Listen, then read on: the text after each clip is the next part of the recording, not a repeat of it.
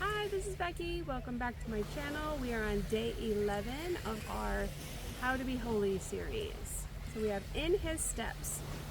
Read 1 Peter 2, 18-25. To this you were called because Christ suffered for you, leaving you an example that you should follow in his steps. 1 Peter 2:21.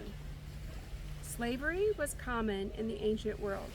Scholars estimate that at the time of Peter's writing, about 15 to 20% of all people in the Roman Empire were slaves.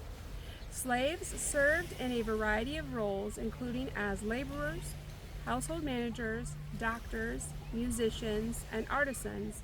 Many who first responded to the message of the gospel were from this class in society. Peter's words can feel harsh to modern ears, but we should keep a couple of things in mind. First, it is significant that the New Testament authors even addressed slaves. Most writers in the ancient world ignored their existence, yet Peter and Paul addressed slaves as full disciples of Jesus. Second, while the early church did not address the institution of slavery, nor was it in a position to do so, it did clearly address the statues of slaves within the church. There was to be no social distinctions between members. They were brothers and sisters in Christ.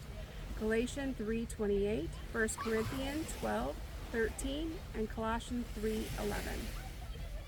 In verse 18, Peter states that slaves should submit themselves to their masters, not because the masters deserved it, but out of reverent fear of God. What about unjust masters? Even in that situation, they were to obey. It is commendable if someone bears up under the pain of unjust suffering because they are conscious of God. They should be aware that God sees them and commends them. Those who suffer unjustly are in good company. That experience allows them to identify a bit more with Jesus. Even though he was completely innocent, he was made to suffer. Peter's call here is for all Christians to follow the example of Jesus. No matter how painful our experience, we are not lost to God, but are known and loved. Go a little deeper. What does it look like for us to follow Jesus, even when we receive unfair or unjust treatment? You can pray with me. Merciful God, you know what it is to suffer unjustly.